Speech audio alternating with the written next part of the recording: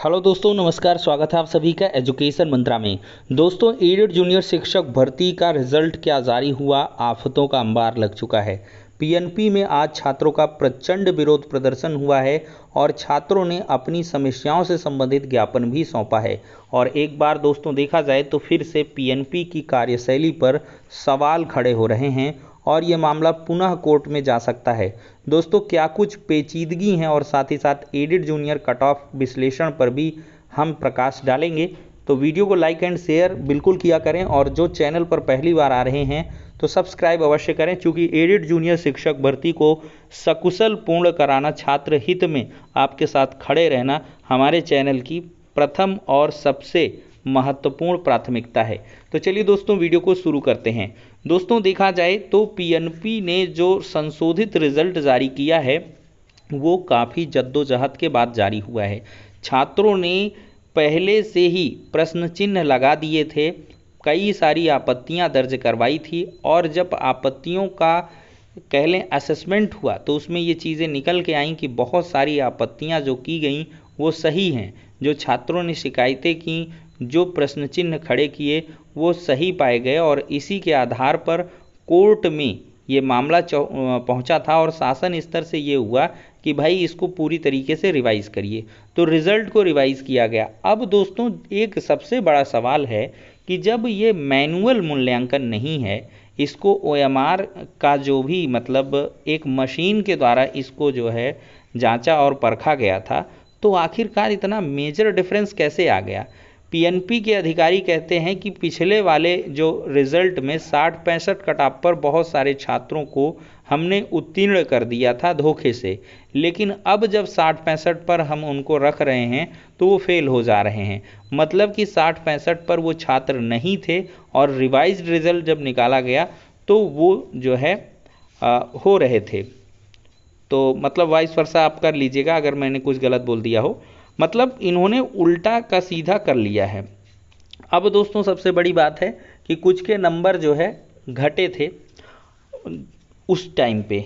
अब क्या है, जब रिवाइज रिजल्ट देखा गया तो उसमें बढ़ गए, तो उसमें बहुत सारे छात्र पास भी हो गए हैं। सबसे जो ज़्यादा सवाल है वो अमान्य विषय सीरीज का है। इसमें भरने वालों को पास कर दिया गया था, अब इनको फेल किया गया है। देखिए, 15 नवंबर 2021 को घोषित परिणाम में अमान्य विषय सीरीज भरने वाले अभ्यर्थियों को भी पास कर दिया गया था। फेल होने के बावजूद पास किए गए 3140 अभ्यर्थियों में से अधिकतर ने ओएमआर सीट पर अमान्य विषय या सीरीज भर दी है। अब दोस्तों, ये अमान्य विषय का जो मामला है वो समझ नहीं आ रहा है।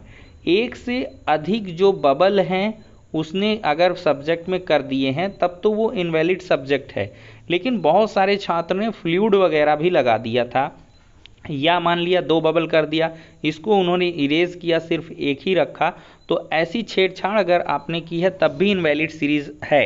लेकिन बहुत सारे छात्रों ने दावा किया है और वो शपथ पत्र भी देने के लिए तैयार हैं कि हमने ओएमआर में कोई भी त्रुटि नहीं की है और इसके बावजूद हमारा इनवैलिड सीरीज क्यों आ रहा है। कुछ ऐसे भी अभ्यर्थी थे जिनके प्राप्तांक जो है अनारक्षित वर्ग के अर्हतांक 65% और आरक्षित वर्ग में 60% अंक से कम थे, लेकिन इसके बावजूद उन्हें पास कर दिया गया था। मतलब 60-65 कटाव को क्रॉस नहीं कर रहे थे पिछले वाले और उनको जो है पास कर दिया गया था। तो इस बार जब रिशफलिंग हुई है तो ऐसे कैंडिडेट्स बाहर हो गए हैं। तो दोस्तों, इन्हीं सारी विसंगतियों को लेकर आज देख सकते हैं, ये आज ही की इमेज है। पीएनपी ने में बहुत सारे जो छात्र हैं वो उपस्थित थे। यहाँ पर युवा मंच के अनिल सिंह को भी आप देख सकते हैं, काफ़ी सक्रिय रहते हैं और छात्रों की आवाज़ हमेशा से उठाते आए हैं। इन्हीं सबों के द्वारा एक ज्ञापन भी सौंपा गया है। सविनय निवेदन है कि संशोधित परिणाम में हम विद्यार्थीगण का परीक्षा परिणाम इनवैलिड, अनुपस्थित तथा अनुक्रमांक व रजिस्ट्रेशन नंबर बदलकर प्राप्तांक का अंक 0 दिखाया जा रहा है, जबकि पूर्व परीक्षा परिणाम में हम लोगों में के प्राप्तांक को दिखाया गया था तथा इनवैलिड आदि के स्थान पर उत्तीर्ण दिखाया गया था। तो आपसे निवेदन है कि हमारे परीक्षा परिणाम को सुधारने की महती कृपा करें। आज ही का डेट 8/9/2022 का पड़ा है। अब दोस्तों, यहाँ पर ये बहुत सारे ज्ञापन हैं जो लगातार ट्वीट किए जा रहे हैं माननीय मुख्यमंत्री जी को, राज्यपाल को, और इसमें लिखा है कि महोदय, हम सब अपने होशो हवास में शपथ पूर्वक बयां करते हैं कि हमने अपने OMR सीट में किसी भी प्रकार का कोई काट पीट या ब्लेड, व्हाइटनर आदि का प्रयोग नहीं किया और ना ही ऐसी कोई गलत सूचना दी है जिसके लिए आयोग हमारे OMR सीट को गलत ठहरा सके। अतः महोदय, आपसे विनम्र निवेदन है कि हम सभी प्रार्थी के इस शिकायत को गंभीरता पूर्वक लें और PNP सचिव को आदेशित किया जाए कि हमारे रिजल्ट को 7 दिन के अंदर तत्काल संशोधित कर सही रिजल्ट घोषित करें। हम प्रार्थियों का विवरण इस प्रकार है। रविंद्र कुमार हैं, आवेदन क्रमांक ये है, प्राप्तांक 111 और 134 है, पूर्णांक 150 और 200 है। सोनम त्रिपाठी का 101, 150, इस प्रकार से छात्रों ने अपने आंकड़े भी दिए हैं और शपथ पत्र देने के लिए भी ये सारे छात्र तैयार हैं। तो दोस्तों, यहाँ से एक बहुत ही बड़ी कह लें कॉन्ट्राडिक्टरी चीज़ निकल के आ रही है कि आखिरकार क्या कुछ मामला है, क्या कुछ गहराई है। बहुत सारे छात्र मार्गदर्शन भी मांग रहे हैं। तो मैं अपने सभी छात्रों को ये कहना चाहूँगा कि दोस्तों, एक बार आप लोग ज्ञापन देकर प्रयास अवश्य करें। PNP सचिव साहब से लगातार आप लोग हर दिन मुलाकात करें, ज्ञापनों के संबंध से अपनी बात रखें और समस्याओं से अवगत कराएं। अगर इतने पर भी समस्या का निस्तारण नहीं हो रहा है, एक बार ठंडे दिमाग से आप लोग अपनी कैंडिडेट की जो OMR सीट है उसका जो है असेसमेंट कर लें, उसको जांच लें, परख लें कि उसमें आपने कोई त्रुटि तो नहीं की है। अगर कोई त्रुटि नहीं है, इसके बाद भी अगर रिजल्ट आपका नहीं आया है, तो अवश्य ही आपका जो नैतिक दायित्व है कि आप लोग सभी एक साथ जुटें और मैं इसमें पूरी सपोर्ट करूंगा आप लोगों को एकजुट करने में। और आप लोग एक केस फाइल करें, अवश्य केस फाइल करना पड़ेगा। दोस्तों, PNP की कार्यशैली पर लगातार सवाल उठे हैं। पिछली जो पहली 68,500 शिक्षक भर्ती थी उसमें भी इस प्रकार के मूल्यांकन में बहुत सारी गड़बड़ियां थीं और ऐसे में हजारों छात्रों को बाद में नौकरियां भी मिली हैं। यानी कि साल साल, 2-2, 3-3 साल, 4-4 साल बाद नियुक्तियां मिली हैं। कोर्ट कचहरी की भाग दौड़ से आखिरकार भर्तियों को न्याय मिला है। तो अगर आप अपनी जगह सही हैं तो देर सबेर न्याय दोस्तों बिल्कुल मिलना है। और पहले तो मैं कहूँगा कि आप लोग PNP से व्यक्तिगत संपर्क साधें। अगर सब कुछ होने पर भी अगर नहीं हो पा रहा है तो इसके बाद आप लोग शासन स्तर पर प्रमुख सचिव साहब को ज्ञापन दे सकते हैं। संदीप सिंह जी बेसिक शिक्षा मंत्री हैं, उनसे भी आप मिल सकते हैं, उनसे भी अपनी बात को रख सकते हैं। अगर इन सब के बावजूद कोई भी आपकी सुनवाई नहीं होती है, तब आप लोग कोर्ट का रास्ता अख्तियार कर सकते हैं। अब दोस्तों, बात करें तो हम यहाँ पर PNP की एक और गलती सामने आई है। यहाँ पर देख सकते हैं सहायक अध्यापक के 2,71,071 कैंडिडेट सम्मिलित हुए हैं, ये नया वाला है। और यहाँ पर पहले सम्मिलित दिखाया गया था 2,71,066, मतलब 5 कैंडिडेट कैसे बढ़ गए। पहले ये अनुपस्थित थे, ये उपस्थित कैसे हुए। फिर 14,931 प्रधानाध्यापक में सही हैं और यहाँ पर ये पहले का आंकड़ा जो है इसमें कम थे, मतलब यहाँ भी बढ़ गए। तो दोस्तों, ये कैसे हो सकता है? PNP को इस नोटिस में स्पष्ट करना चाहिए था।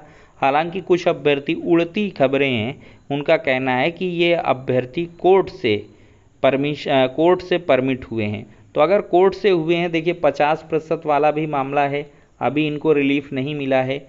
तो ये सारी चीज़ों को PNP को स्पष्ट करना होगा। धैर्य रखें और ऐसे सवाल ज़रूर करें, इनका जवाब PNP को खुद देना होगा। अगर नहीं देते हैं तो अगली जो डेट ऑफ हियरिंग है 12 सितंबर की, उसमें बहुत सारी जो कंप्लाइंसेज हैं वो एडवोकेट के माध्यम से आप रखवा सकते हैं। जो उस केस को लड़ रहे हैं छात्र, तो वो इन विसंगतियों को ज़रूर हाईलाइट करें, जिससे कि एक बार इसकी हाई लेवल कमेटी के माध्यम से या कोई और तरीके से कोर्ट के द्वारा इसकी जांच भी करवाई जा सकती है। दोस्तों, अभी मैंने कुछ देर पहले कट ऑफ का एक वीडियो बनाया है, जिस पर दोस्तों पूरी तरीके से संभावित कट ऑफ रखी गई हैं। दोस्तों, एक आध लाइन मैंने अगर गलत बोल दी है तो उसमें देखिए ऐसा है कि स्पेसिफिकली ये नहीं कहा गया कि 130 से 140 अंक जो है सभी के आए हैं, लेकिन बहुत सारे ऐसे कैंडिडेट हो सकते हैं जो 125-30 मार्क्स पाए हों, और ऐसा संभव है। तो अगर धोखे से 140 तो बहुत ज़्यादा हो, मैंने बोल दिया है, धोखे से टंग लिप्स हो गई है, लेकिन 130 और 25 के कैंडिडेट ऐसे हैं जो मतलब आपको भी देखने के लिए मिलेंगे हिंदी जैसे सब्जेक्ट में या संस्कृत में, जिसका खुद का बहुत दिनों से सब्जेक्ट रहा है, तो उसका अवश्य जो है इतना स्कोर हो सकता है। और दोस्तों इसमें कट ऑफ ज़्यादा जाएगी, काफ़ी हौच पौच जैसी कंडीशन आपको देखने के लिए मिल रही हैं। दोस्तों भले ही टीजीटी पीजीटी में सिलेक्शन हुआ है, लेकिन आप उससे कंपैरिजन ना करें, क्योंकि इसमें नंबर ऑफ सीट जो हैं वो काफ़ी कम हैं। अगर सब्जेक्ट वाइज आप लोग बांटोगे तो बमुश्किल 300 सीट आएंगी। अगर सभी का इन्होंने डिवाइड कर दिया, Hindi Sanskrit English math and science SST का, तो 300 से 400 सीट आएंगी। तो आप खुद समझिए कि इसकी मेरिट कितनी ज़्यादा जाने वाली है। तो फिलहाल के लिए दोस्तों इस वीडियो में इतना ही, नेक्स्ट में मिलते हैं।